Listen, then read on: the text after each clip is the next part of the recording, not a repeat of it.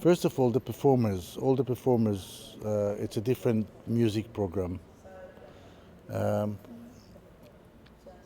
but here we added, some people did new work, like changed the da da da. So about five new pieces out of the 12.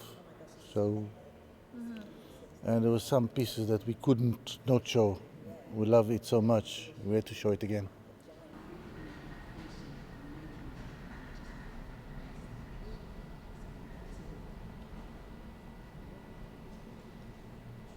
It gives you a chance to see things again, to edit things again, to have sort of new work done for it. And it wasn't, I mean, there's nothing sacred about showing something once. I mean, I never understood musicians that they have to go for year after year singing the same song again and again and again. I'm not saying this is the same song, but I understand uh, the pleasure of revisiting something that you like.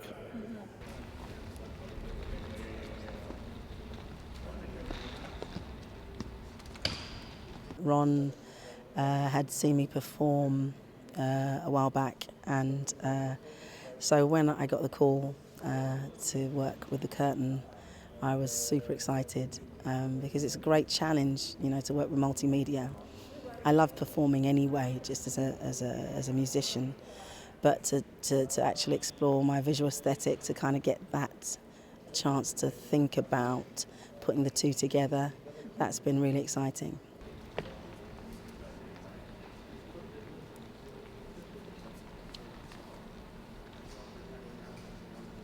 There's been some extraordinary footage that I got to see online, but in reality, even if you look this up on YouTube, it doesn't do it justice at all.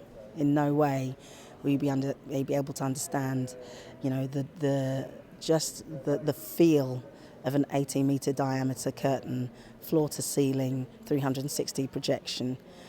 It's not easy to explain. Seeing is believing, really, in this instance, and also the different ways in which people are able to interact with it. I kind of see this curtain as a kind of a great for adult play. There's something about it that sort of gives you just a childlike sensibility to it. The fact that you can actually work with the curtain, you can move it, you can walk through it. So you can be, impressed by what's going on, but you're also a part of what's going on as well.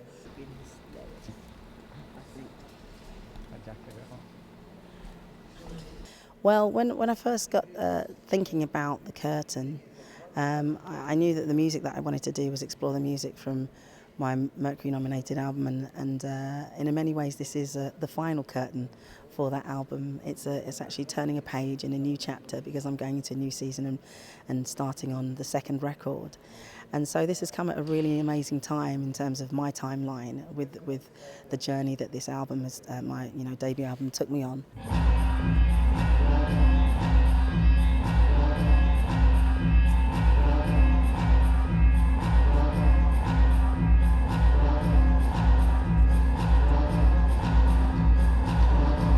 No, in no way. The wonderful thing, it's that, again, that childlike sensibility. It's like, look, I've made a curtain. This is my installation. Do as you please, do as you feel. And also the Roundhouse as well have been incredible in saying, well, what do you want to do? We can support how you want to present the production. So in my production, we're actually running 3 stages. So I'll be moving across 3 stages. We've got a string section, a 20-piece string section, a 5-piece band, and myself at different points moving around the space, interacting with the visuals.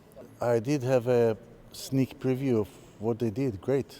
It's like the whole thing about having many artists doing different things is that we don't want the same again and again and again. We want everything to be different. We want it to be theirs, not mine.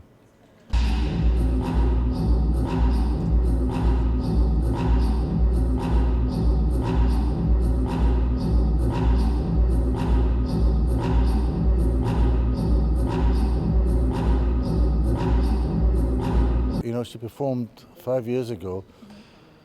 She did a piece about time and nepotism. And it was clever. Yeah, it was clever. But this time she talked to Jane, the music director of the Roundhouse, and they decided to do a slot, which I saw a bit. I went to see her this weekend. What she's doing, great. I mean, I'm excited. I'll be here.